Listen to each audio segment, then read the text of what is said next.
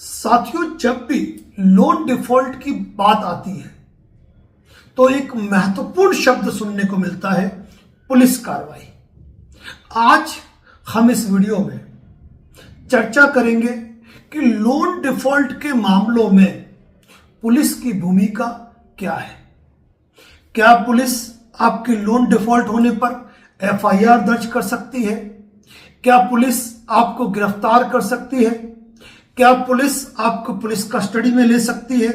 क्या पुलिस को यह अधिकार है कि वह आपसे कोई पूछताछ करे?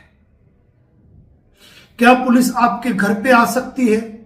क्या पुलिस बिना वारंट आपको गिरफ्तार कर सकती है? और यदि लोन डिफॉल्ट मैटर में पुलिस की भूमिका है तो उनकी भूमिका क्या है? और जब भी आपको लोन डिफॉल्ट के मैटर में पुलिस का यदि फोन आता है तो किस तरीके से आपको बात करनी चाहिए। साथियों, आज का जो वीडियो है, अगर इस वीडियो का पूरा एक एक शब्द अक्षरशः आप सुन लेते हैं, समझ लेते हैं, तो आज के बाद आप ये समझ जाएंगे कि लोन डिफॉल्ट के मामले में पुलिस की भूमिका क्या है। इस वीडियो को शुरू करने से पहले मैं एक बार फिर आपसे कहना चाहूंगा कि इस वीडियो के डिस्क्रिप्शन बॉक्स में हमने हमारे व्हाट्सएप चैनल का लिंक दे रखा है। आप उस पर क्लिक करके आप हमें फॉलो कर सकते हैं और भविष्य में जब आप अपना व्हाट्सएप खोलें तो उसके अपडेट पे क्लिक करके हमारे चैनल पर जाकर कई महत्वपूर्ण जानकारियां जो हम आगे साझा करेंगे आप देख पाएंगे। साथियों, चलते हैं मेन टॉपिक पर।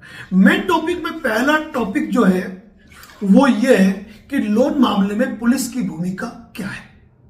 तो साथियों, सबसे पहले मैं एक बात कह दूं कि कई बार पुलिस कई मामलों के अंदर राठौड़ी भूमिका भी निभाती है। यानी कि किसी एनबीएफसी कंपनी द्वारा यदि आपके खिलाफ कोई कंप्लेंट यदि पुलिस थाने में दी गई है तो कोई भी कंप्लेंट जब पुलिस थाने में दी जाती है तो वह परिवाद में दर्ज होती है। अब पुलिस का काम इतना है उस परिवाद पर अपनी रिपोर्ट तैयार करना। अब इस मामले में पुलिस आपको कॉल कर सकती है और कॉल करके आपसे बात करके उस मामले की तथ्य तह में जाकर कि इस मामले में कोई अपराध नहीं है, कोई भी ऐसा अपराध नहीं है जो कि भारतीय न्याय संहिता की धाराओं के अंतर्गत दंडनीय हो। ऐसी स्थिति में पुलिस उस रिपोर्ट को क्लोज कर लेती है। लेकिन कई बार राठौड़ी कार्रवाइयां भी होती है। लेकिन यहां पर स्पष्ट करना चाहूंगा कि एनबीएफसी कंपनी से लिए गए लोन के मैटर में किसी भी कंप्लेंट पर पुलिस द्वारा एफआईआर तब तक दर्ज नहीं की जा सकती है जब तक कि उसमें ध्यान से सुनना, उस लोन में आपने अपने आप को जो दर्शाया है, आपने जो डॉक्यूमेंट दिए वह फेक नहीं हो। यानी कि यदि आपने मिथ्या रिप्रेजेंटेशन करके, फेक डॉक्यूमेंट देके, किसी और की प्रॉपर्टी को अपना बता के यदि आपने लोन लिया है और कोई फेक रिप्रेजेंटेशन किया है तो उस मामले में ही एफआईआर दर्ज हो सकती है। बाकी आपने लोन लिया है, आप लोन नहीं भर पा रहे हो, आप जेन्युइन डिफॉल्टर हैं, ऐसे मामले में लोन डिफॉल्ट करना जो है वह एक सिविल डिफॉल्ट है और इस मैटर में एफआईआर दर्ज नहीं होती है। इस बात को दिमाग में आपको बैठा लेना है। अब कई लोग कहते हैं कि सर, कंपनी वाले जो रिकवरी एजेंट्स आए वो हमें ये कह रहे हैं कि आप मल्टीपल लोन डिफॉल्टर हैं, आपने बहुत सारी कंपनियों से लोन लिया है और आपने लोन नहीं भरा है, इसीलिए आप पर एफआईआर दर्ज होगी। तो एक बात बता दूं, एक व्यक्ति मल्टीपल लोन ले सकता है, मल्टीपल इंश्योरेंस ले सकता है, मल्टीपल काम कर सकता है। यदि वो गवर्नमेंट जॉब में नहीं है तो एक व्यक्ति मल्टीपल लोन भी ले सकता है, उसका कोई क्राइटेरिया फिक्स नहीं है। और यदि इन कंपनियों ने आपको लोन दिए हैं तो ऑलरेडी आपका सिविल स्कोर चेक करके लोन दिए। वह जानते थे कि पहले से आप किन किन कंपनियों में आप ऑलरेडी लोन की ईएमआई पे कर रहे हो। तो मल्टीपल लोन लेना भी किसी भी रूप से क्राइम की डेफिनेशन में नहीं आता है। ये इनकी जिम्मेदारी थी कि ये तय करें कि सिविल स्कोर पे लोन दिया है, क्रेडिट हिस्ट्री पर देख के लोन लिया है, तो लोग उस व्यक्ति की लोन रीपे करने की कैपेसिटी है या नहीं, ये देखने की जिम्मेदारी एनबीएफसी कंपनी की है। जब वो लोन देते हैं उनके पास ऑलरेडी टूल्स है। आप हो गए, मैं हो गए, हम क्या करते हैं, हम हमारा सिविल स्कोर किससे चेक करते हैं? पैसा बाजार से करते हैं। अपने गूगल पे, फोन पे या पेटीएम पर जो हमें फ्री सिविल स्कोर देखने की सुविधा मिलती है वहां से करते हैं। लेकिन ये सिविल स्कोर जब चेक करते हैं ना, तो एक एक रेशा इनके सामने, एक एक स्थिति इनके सामने क्लियर हो जाती है।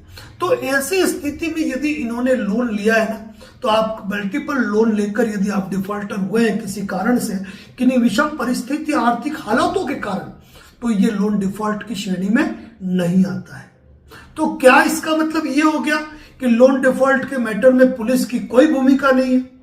ऐसा नहीं है, पुलिस की भूमिका है, लोन डिफॉल्ट के मैटर में भी है। कैसे है वो हम आपको टॉपिक टू टॉपिक क्लियर करेंगे। सबसे पहले हम टॉपिक पे बात करेंगे, वो टॉपिक हमारा ये है कि लोन डिफॉल्ट होने पर पुलिस घर कब आती है। अब एक बात, इस बात को अपने दिमाग में बैठा लीजिएगा अच्छी तरह से कि लोन के मैटर में एनबीएफसी कंपनियां तो ठीक है, कुछ लॉ फर्म भी अपनी हदें पार कर रही है। यानी कि अपनी लॉ फर्म के लेटर हेड पर पुलिस कमिश्नर का नाम लिखकर या पुलिस थाने का नाम लिखकर वो रिपोर्ट तैयार करते हैं कि सामने वाले व्यक्ति ने कंपनी से लोन लिया, लोन रीपे नहीं किया, और छोटे मोटे दूसरे तथ्यों को डाल के कि इनके खिलाफ एफआईआर रजिस्टर्ड की जाए। और वो टोटली जो आपको पीडीएफ भेजा जाता है वो टोटली फेक होता है। आपने देखा होगा कई बार आपके मोबाइल नंबर पर व्हाट्सएप के जरिए, मेल के जरिए, टेक्स्ट मैसेज के जरिए लिंक आते हैं जहां आपको कहा जाता है कि भारतीय दंड संहिता या फिर भारतीय न्याय संहिता, मैं दोनों एक्ट की बात कर रहा हूं, इसके अंतर्गत आपके ऊपर एफआईआर रजिस्टर्ड करने की कार्रवाई की जा रही है। अरे भाई, जब एफआईआर रजिस्टर्ड करनी है ना, तो वो तो पुलिस थाने के अंदर होगी। पुलिस थाने ने नहीं की तो फिर एसपी ऑफिस में होगी। अब एसपी ऑफिस ने भी अगर प्रोसेस में एफआईआर का ऑर्डर नहीं किया तो फिर भारतीय नागरिक सुरक्षा संहिता के प्रावधानों के अनुसार कोर्ट में परिवाद होगा और एफआईआर दर्ज होगी। अब ये एफआईआर दर्ज होने का जो प्रोसेस होता है ना, वो कहां होता है ये भी ध्यान रख लीजिए, उस एरिया में जहां की आप रहते हो। अब आप जहां रहते हो किसी गांव में, किसी तहसील में, तो उसका जो एरिया आता है उस एरिया की कोर्ट के अंदर परिवाद संस्थित होता है भारतीय नागरिक सुरक्षा संहिता की धारा 175(3) के अंतर्गत। अब वहां पर एफआईआर दर्ज कराने के लिए कंपनी को अपना power of attorney holder person भेजना पड़ेगा। उसके बाद कंप्लेंट फाइल होगी। कंप्लेंट फाइल पर पुलिस ने क्या कार्रवाई की, पहले रिपोर्ट दी उस पर, या फिर जो सुपरिटेंडेंट ऑफ पुलिस यानी कि पुलिस के उच्चाधिकारी को रिपोर्ट दी, उस पर क्या कार्रवाई हुई, तो कोर्ट उसकी तथ्यात्मक रिपोर्ट मंगवाता है। कोर्ट खुद देखता है कि ये मैटर ऑफ सिविल है, यानी कि लोन डिफॉल्ट होना कोई क्राइम नहीं है जिसमें एफआईआर का ऑर्डर किया जाए। तो यहां पर आपको ध्यान रखना है कि ऐसे मैटर में एफआईआर दर्ज नहीं होती है यदि आपने कोई गलत काम नहीं किया है। अब किसी कारण से अगर लोन की ईएमआई नहीं भर रहे हो ना, तो ये कोई क्राइम नहीं हो गया। और इस मैटर में सुप्रीम कोर्ट और हाई कोर्ट के कई ऐसे जजमेंट है जहां पर क्लियर है कि लोन रीपे नहीं कर पाना किन्हीं विषम परिस्थितियों के अंदर एफआईआर का कारण नहीं बनता है, तो एफआईआर रजिस्टर्ड होगी नहीं। अब बात यह आती है कि पुलिस घर कब आती है, क्योंकि मैंने तो कह दिया कि पुलिस घर आएगी और मैंने कहा है, एडवोकेट नरेंद्र जोशी ने कहा है, तो बात में दम है, पुलिस आएगी। अब होता क्या है, कंपनी जब कभी सेक्शन 25 का मुकदमा फाइल करती है आपके ऊपर। अब सेक्शन 25 का मुकदमा जनरली कहां फाइल करते हैं, जहां आप रहते हो वहां से हजारों किलोमीटर दूर। अब सेक्शन 25 के अंदर जब केस फाइल हुआ तो नया जो कानून बना है भारतीय नागरिक सुरक्षा संहिता धारा 223 के अंतर्गत कॉग्निजेंस लेने से पहले कोर्ट आपको नोटिस भेजती है कि इस कॉग्निजेंस के ऑब्जेक्शन में आपको क्या कहना है। यदि आप चाहें तो अपना कोई ऑब्जेक्शन फाइल कर सकते हैं, आप अपने तथ्य को रख सकते हैं, लेकिन वहां कोई रजिस्टर्ड तरीके से नहीं रखा जाएगा, वहां पे आपको एपीयर होना पड़ेगा। लेकिन यहां पर यदि आप एपीयर होंगे भी ना तो कॉग्निजेंस आपके खिलाफ होगा, क्योंकि चाहे 138 एनआई एक्ट हो या सेक्शन 25 हो, दोनों ही कंडीशन में 138 एनआई एक्ट है तो cheque, return memo, advocate legal notice, postal रसीद, डिलीवरी रिपोर्ट और रिटर्न लिफाफा। इसके अलावा जो कंपनी के डॉक्यूमेंट है, पावर ऑफ अटॉर्नी, कंपनी का रजिस्ट्रेशन सर्टिफिकेट, आपके लोन से संबंधित डॉक्यूमेंट, इन डॉक्यूमेंट के साथ कंप्लेंट फाइल होती है। ईएमआई बाउंस हुई है, चेक बाउंस हुआ है, कॉग्निजेंस तो लिया जाएगा। अब कॉग्निजेंस लिया जाएगा, उसके बाद आपको समन आएगा, 6 महीने लग जाएंगे। समन आपको पोस्ट से आ गया तो ठीक है, नहीं तो फिर आपका जो स्थानीय पुलिस थाना है, स्थानीय पुलिस थाने के जो बीट इंचार्ज है पुलिस अधिकारी, वो आपके घर पे एक समन लेके आएंगे, भाई आपका कोर्ट से ये समन आया है। बस इतना सा रोल है, इतना सा रोल है। वो आपको समन रिसीव कराते हैं, एक कॉपी पे आपको साइन कराते हैं, प्राप्त किया, वो कहेंगे भाई इस डेट को कोर्ट में जाना है, आप पहुंच जाना। ये पुलिस की भूमिका है इस मामले में। अब वो समन तामील हो गया, समन पहुंच गया। समन के पहुंचने के बाद अगर किसी कारण से आप नहीं पहुंच पाए, यदि आपके विरुद्ध कोई बेलेबल वारंट, अरेस्ट वारंट वगैरह जारी होता है, तो उस समय भी पुलिस उसी प्रोसेस के अनुसार आपके पास आती है। ये एक नॉर्मल प्रोसेस है जो 138 और सेक्शन 25 का है।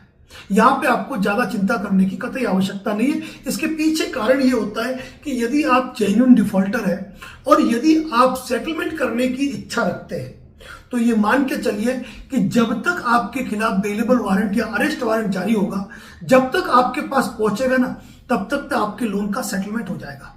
और यदि आपके खिलाफ सेक्शन 25 और 138 एनआई एक्ट का या आर्बिट्रेशन से संबंधित कोई कार्रवाई है और आप लोन सेटलमेंट कर रहे हैं ना, तो लोन सेटलमेंट लेटर पे ये लिखवाइए कि कंपनी द्वारा जो भी इस लोन के संदर्भ में section 25 the payment and settlement act, 138 negotiable instrument act और आर्बिट्रेशन से संबंधित जो भी कार्रवाई कंपनी द्वारा की जा रही है, वह लोन का सेटलमेंट करने पर, फाइनल अमाउंट जमा कराने पर वह कंपनी द्वारा विड्रॉल कर ली जाएगी। अब जानते हैं आप कि 3-4 साल का समय लग जाता है सेक्शन 25, 138 एनआई एक्ट में, और आप तक वारंट पहुंचने में भी लंबा समय लग जाता है। तब तक ये सारे मामले लोन सेटल हो जाते हैं। तो यहां पर पुलिस की भूमिका मैंने आपको बता दी। अब पुलिस घर पे आती है तो यूनिक आपको डायरेक्ट अरेस्ट कर लेगी।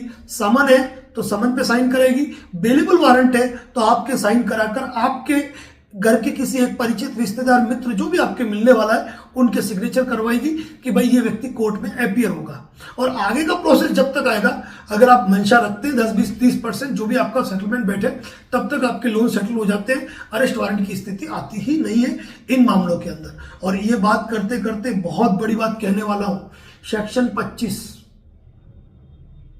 अगर किसी के पास हो तो बता देना, मैं तो खुला कह रहा हूं, मेरी जानकारी में आज तक सेक्शन 25 के मामले में कभी किसी व्यक्ति को सजा नहीं हुई है। कारण लोन का मैटर है और लोन के सेटलमेंट हो जाते हैं। अब इस मामले में एक बात यह ध्यान रखना, कई बार फर्जी पुलिस के फोन आते हैं।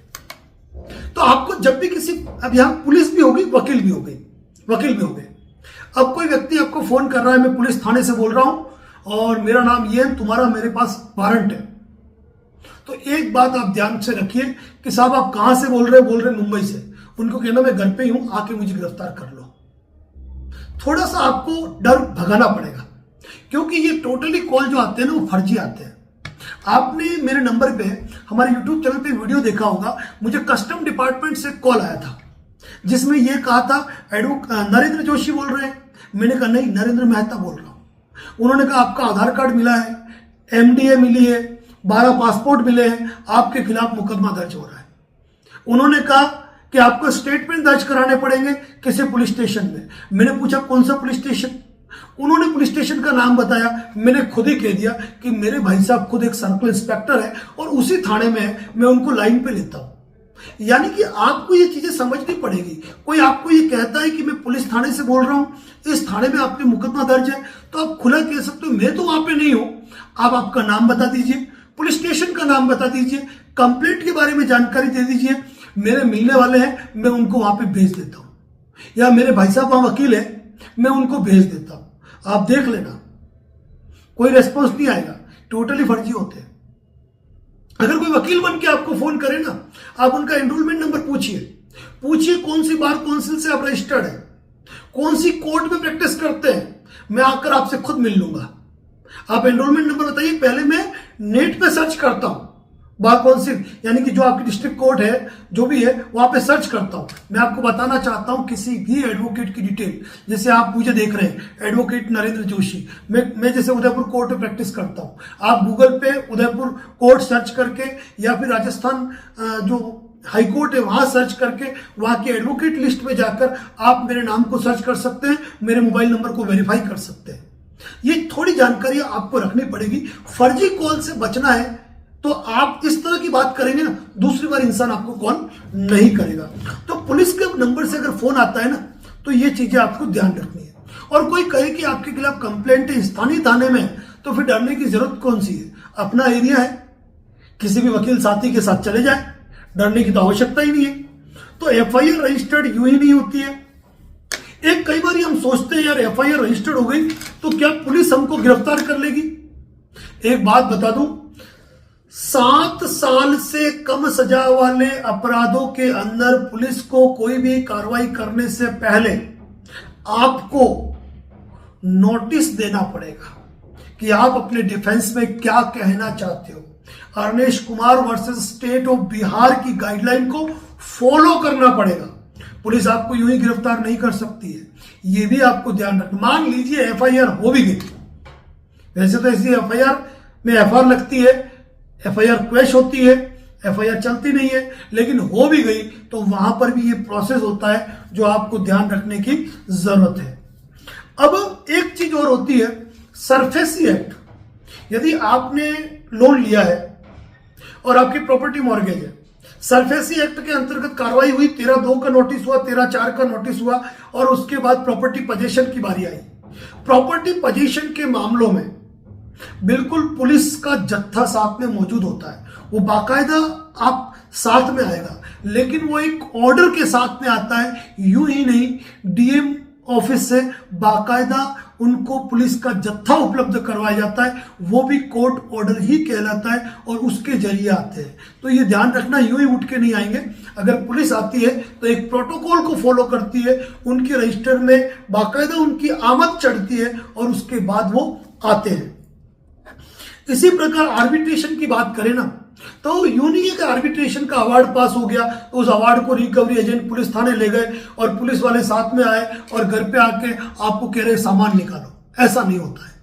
आर्बिट्रेशन अवार्ड पास भी हो जाता है तो ऐसी स्थिति में चाहे आर्बिट्रेशन चेन्नई में हुआ हो, दिल्ली में हुआ हो, मुंबई में हुआ हो, आप रहने वाले यदि बूंदी जिले के हैं तो आपके बूंदी के जिला न्यायालय में इसका एग्जीक्यूशन फाइल होगा, जहां आपको बाकायदा कोर्ट का समन आएगा और आप अपनी बात को कोर्ट के सामने रख सकते हो। और वहां से यदि उनके अवार्ड को स्वीकार किया जाता है, ऐसी स्थिति में यदि कोई आपके सामान की रिकवरी करनी है तो ऐसी स्थिति में पुलिस बल मिलता है एनबीएफसी कंपनी को। एनबीएफसी कंपनी, उनके लॉयर और जो आर्बिट्रेटर का जो अवार्ड एग्जीक्यूट कराया उस ऑर्डर के साथ पुलिस बल आपके वहां आता है। लेकिन एक बात कह दूं कि आर्बिट्रेटर मामले में यदि आप प्रॉपर ऑब्जेक्शन, प्रॉपर रिप्लाई देते हैं तो आर्बिट्रेटर का कोई भी अवार्ड आपके कोर्ट में टिक नहीं पाएगा। लेकिन हमारी गलती ये होती है कि हम लापरवाही करते हैं और आर्बिट्रेटर मामले में एक बार नहीं 4-4 बार भी जवाब देना पड़ सकता है। इस चीज के लिए आपको सावधान रहना पड़ेगा। और साथियों, कभी भी आपको नहीं लगता है कि आपको फर्जी कॉल आ रहे हैं, पुलिस के कॉल आ रहे हैं, वकील के कॉल आ रहे हैं, नए नए नंबर से कॉल आ रहे हैं, तो ऐसे मामलों के अंदर मैंने आपको कल परसों भी सजेशन दिया था, आप जिस कंपनी से आपने लोन लिया है, भले ही उस कंपनी के आप लोन डिफॉल्टर हैं, लेकिन एक बात बता दूं मैं, प्रत्येक कंपनी के आईवीआर नंबर, जो टोल फ्री नंबर होता है ना, वह बाकायदा रिकॉर्डिंग मोड पे होता है। आपकी हर कॉल रिकॉर्ड होती है। आप उस कस्टमर केयर नंबर पे फोन करो और कहो कि आपके कंपनी के नाम से मुझे पुलिस वालों के फोन आ रहे हैं, मेरी कंप्लेंट रजिस्टर्ड करो। वकील के नाम से फोन आ रहे हैं, मुझे डराया जा रहा है, धमकाया जा रहा है, इस कंप्लेंट को नोट करो, मुझे इसका सॉल्यूशन दो। आप यकीन मानेंगे कि उस जो कस्टमर केयर एग्जीक्यूटिव बैठा है वो गंभीरता से आपकी बात को लेगा और गंभीरता से आपकी बात को लेने के बाद वह उस मैटर का सॉल्यूशन करेगा।